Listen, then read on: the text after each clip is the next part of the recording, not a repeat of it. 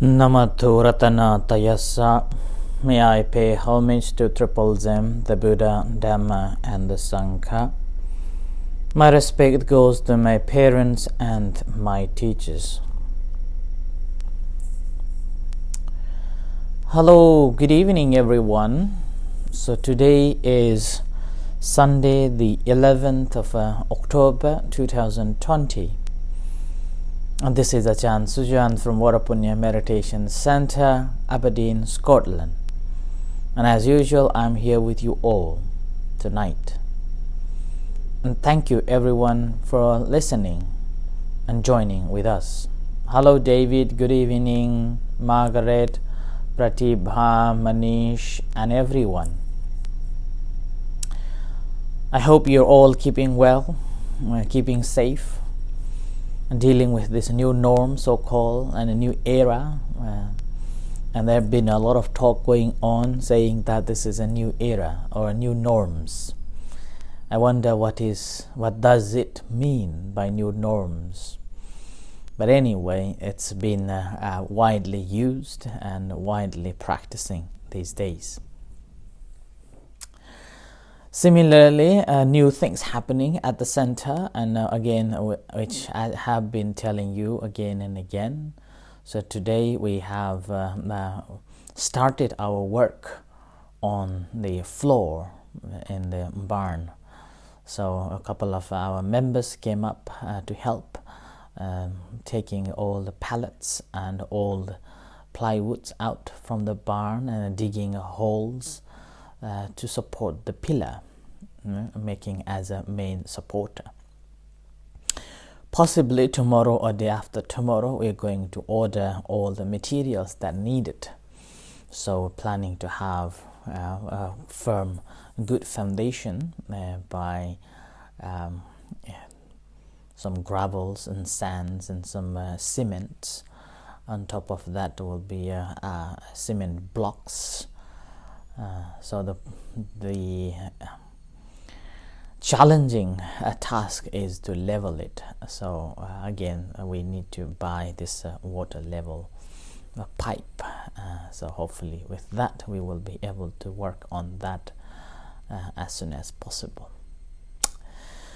Right, so back to our topic, and our topic is the last factor of Eightfold Noble Path, the sammasamadhi, which I've been explaining for a couple of days now, and this is again in line with the teachings of the Buddha that occurs in the first discourse of the Buddha, the Dhammacakkappavattana Sutta. And in that, on that basis, I've been explaining the Four Noble Truths and the Eightfold Noble Path, and today we are still going on with the last factor, the sammasamadhi, and which is again also translated as right meditation or right concentration. And I did mention that such practices were before the Buddha been practicing, but only different was those days they didn't know what does it call. And those days before the Buddha, although they may have attained some experiences of this right concentration, but they didn't know what does it call, and they were simply feeling or understanding that that is the highest stage of the concentration or the achievement that one could get. But the Buddha simply extended from there towards the enlightenment. And again, we can see that the Buddha emphasized these four jhanas very explicitly, and also explained in so many places about the jhanas on the basis of a concentration. And on the basis of the jhanas or the absorptions, that we can see that the Buddha attained the enlightenment. And there are very little places, as I mentioned, the Buddha mentioned about the vipassana, since the vipassana itself is the result of the practice. when I've been looking at these what is called attributes of the samadhi, I come up with a few nice relationship with that the concentrated mind, and basically concentration meditation is about to learn to concentrate, and which I have explained yesterday, in 9 different ways of how one can attain the concentration, from the preliminary sign, creating the preliminary sign or object, or finding your own object, and towards the full attainment of the samadhi. And with that full attainment of samadhi, what happens is that one would be able to subdue or free from all the 5 types of hindrances, and that hindrances which hinder our practice. And with that, what happens is that mind will attain the peace and the serenity, or again, this calms all the hindrances, and that also brings the tranquility of the mind and the serenity of the mind. So basically, mind become concentrated, basically trained under our guidance. Now, mind will be working as we wish the mind to do, not as in general sense that we are slave to our mind. Whenever basically 7 days, 24/7 days, we are slave to our own mind, feeding constantly our mind whatever the mind desires. But the very moment once we have attained this higher attainment, and then basically we become a controller of this mind. That's why it says the concentrated mind has a crucial attributes. Number 1, it is strong and peaceful. Strong, peaceful, and powerful. And this is again the mind becomes so powerful and so strong. And this, if you remember, I've been telling the simile of, if mind is scattered, it hasn't got power, energy to cut through or to see things, like the water, the shallow water. If the water is spread in a wide river, it has no power. But as soon as when we create the dam and then guide it through a small channel, this water creates this strong power, and which again we have a very classic example is the electricity. So electricity is created through this guided water channeled through a small hole or the channel. Similarly, our mind is like that too. Once our mind is concentrated, and then whenever we channeled it, it has got a lot of strength and power towards the thing. So it's become very powerful. The second is it is profoundly tranquil and peaceful. And here the profoundly peaceful and tranquil is simpler because our mind is free from all the hindrances. The hindrances that hinder our practice. Basically, we love to engage in sensual pleasure. We like to see nice things. We like to see the beautiful sceneries and beautiful beaches. We like to hear the kind words, lovely words, and pleasing words like that. And again, sometimes when we didn't hear the pleasing words, or we didn't see the nice things or horrible weather, then we generate the ill will. Right? So ill will and such things are a cause of making our life miserable. Whereas when we are trained our mind, and then our mind is fully absorbed in the object of the meditation, what happens is our mind is fully connected. And that is in the West, people also meditation takes it as a tool to erase all the things, or particularly bad things. And this is because when you are concentrating on one object, your mind fully concentrated and non-distracted. And with that, you will find the complete tranquility of your mind. And the simile is like a lake, a still lake. There's no wind rustled the surface. So the stillness of that lake allows us to see through what's going on inside the lake. So this is the second attribute of the samadhi. The third one is like a clear and pristine, pure. It's the simile is here like our mind normally engage and always lost into the thoughts of the past or the present, or thinking about the jobs to be done or jobs needs to be done, like that. And I, like me, as a head of this organization, I have so many responsibilities to think of and then take care of, and reading the papers and dealing with the members, then counseling the people, and then performing the ceremonies, and helping working out, and then ordering things, and in the meantime preparing for the talks, and so many in line. And as a result of that, some people, my close people have noticed that I am becoming a little bit blur. That even the chanting, sometimes I just cross over and I move on to something else, like that. And then again, when I'm saying that okay, we'll do it next week or following week, and sometimes I forgot, like that. And I myself, been trying to look at my thought processes.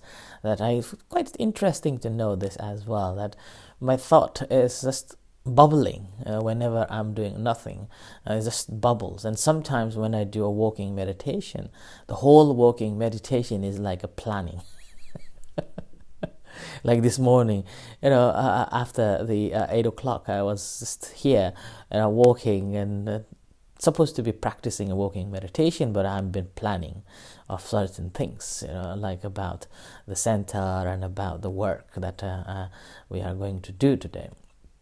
And like that, even in early morning when I woke up, first thing I try to notice, as this has been my practice, once I woke up, I try to lay down, just observing my body, my mind, and my feelings, the touching of the duvets, and like that. So I spend around 10-15 minutes like that. So first, 5:30 bell rings, and then I sit again, lie down, and then the second, 5:45 bell rings, and then I come out from the bed. So around 15 minutes of the time I spend time to myself, observing the body, observing the feelings, observing my mind.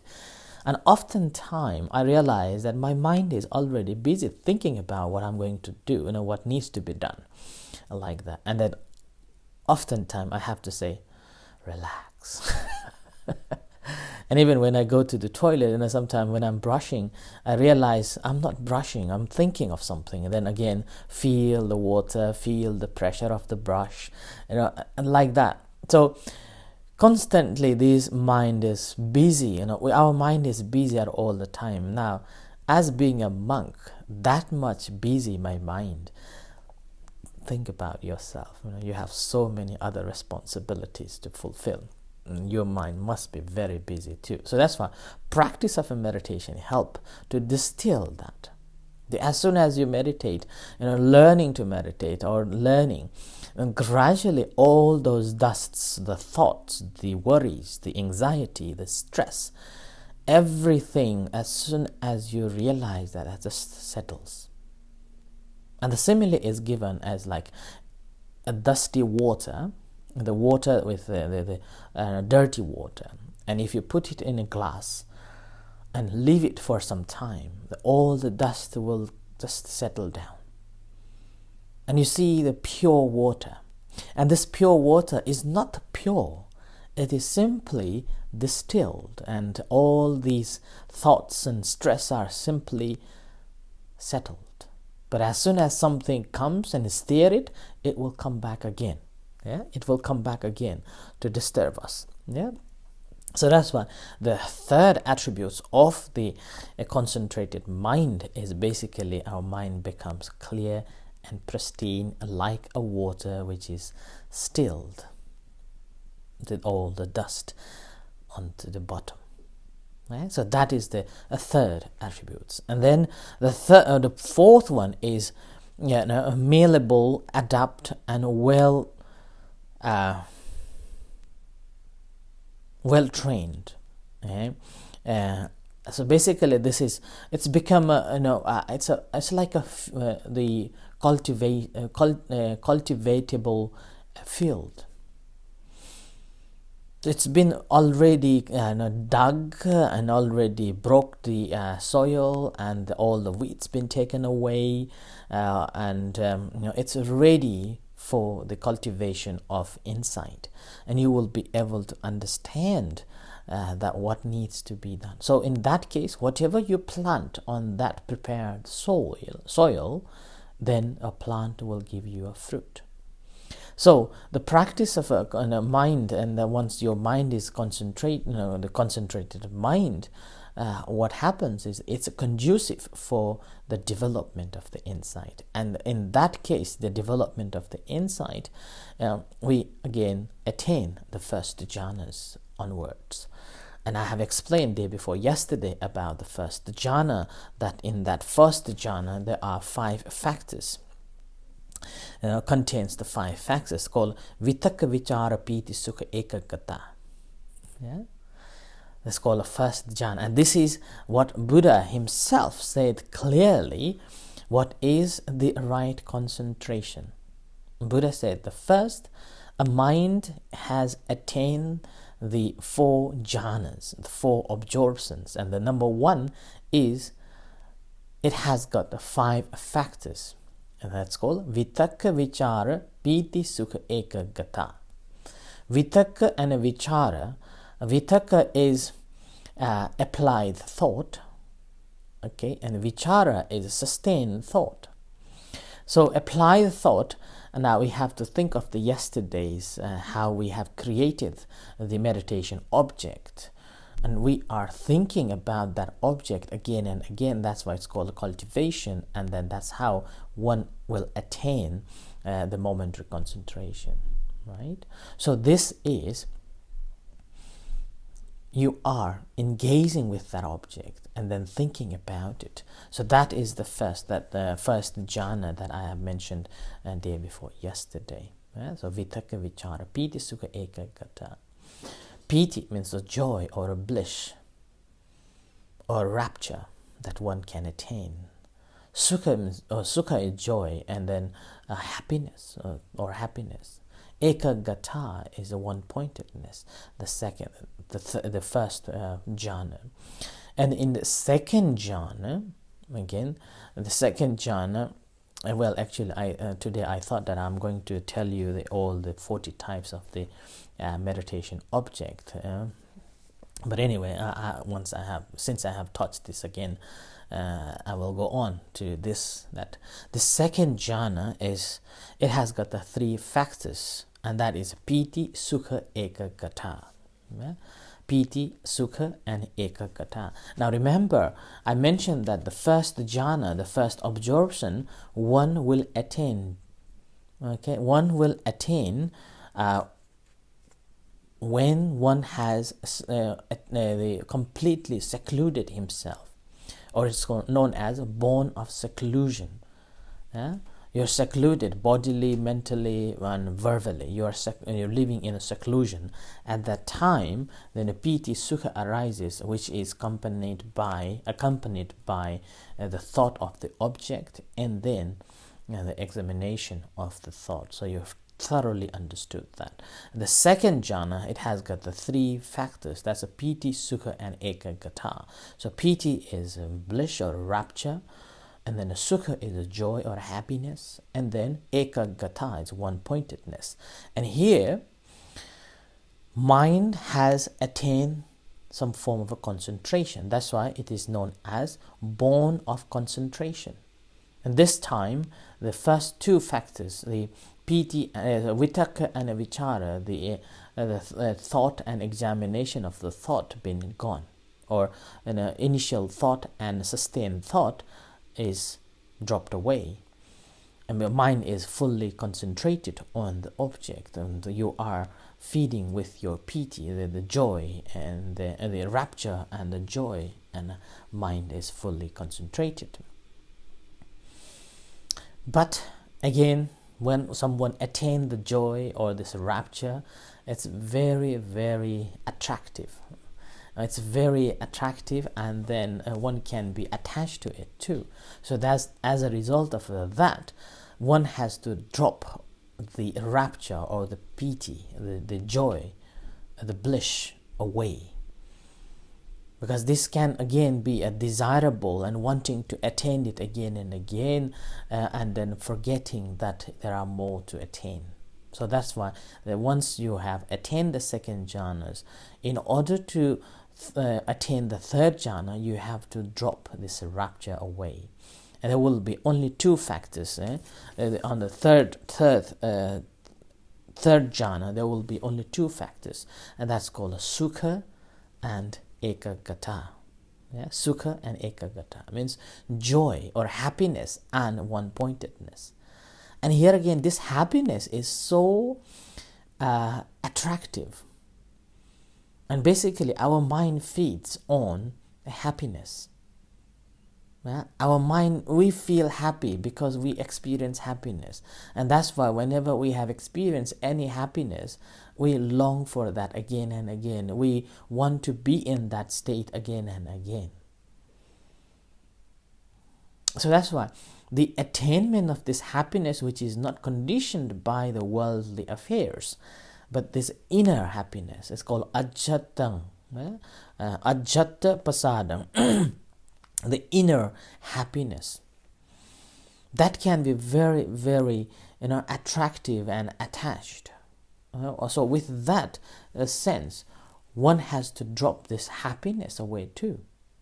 Yeah, one has to drop this happiness, and that's why once you have drop away the inner happiness, and then arising of this so-called no pain, not pleasurable. Yeah, it's not a pleasurable and it's not a pain. It's called a neither pleasure nor unpleasant. That state one has to attain. And in that state, what happens is that is rather than having any other conditioned or conditioned happiness or a bliss, it's complete equanimous mind, the equanimity and one-pointedness, called upekha and ekagata. So it has got the two factors too, same as the third absorption. So in these two factors, the attainment of a neither pain or nor pleasure, and this is again overcoming the pleasure of pleasure and pain. And here, pleasure and pain is basically in the body, with the body. So we're able to overcome this pain and pleasure, but able to remain our mind in a complete balance, the equanimous mind, with the mind is sharp and concentrated and one-pointedness. Okay, and that is the state called the fourth jhanas, the fourth absorptions. And this fourth absorption is also known as the it's called like what is it called? These jhanas are known as a form jhanas, rupa jhanas. Yeah, rupa jhana, and here rupa jhana means the form. Yeah? Rupa means a form, and jhana means absorption. So form absorptions, and this is what Buddha was talking as the right concentration. And this right concentration is the base, is the most important factor to attain the enlightenment. This is, once you have attained this, it's much easier to cross over to the enlightenment. But as I said yesterday, this is although very necessary, but there is another way that you can practice the vipassana and then to attain the enlightenment. That's a momentary concentration, developing the momentary concentration to attain the liberation. So I offer this as a tonight's reflection on the jhanas and the samadhis, on all the three jhanas. So with this, may you all be well and happy, and thank you everyone for listening. With this, may you attain the good knowledge and vijja and vimutti, the liberation at the end of the day. So thank you, and may all be well and happy. May the Buddha Dhamma Sangha bless you, and at the end attain the free from the old type of suffering, ultimate happiness of Nibbana. Sadhu. Thank you. In a few moments' time, we're going to have a chanting and guided meditation. You are most welcome to join with us. Thank you.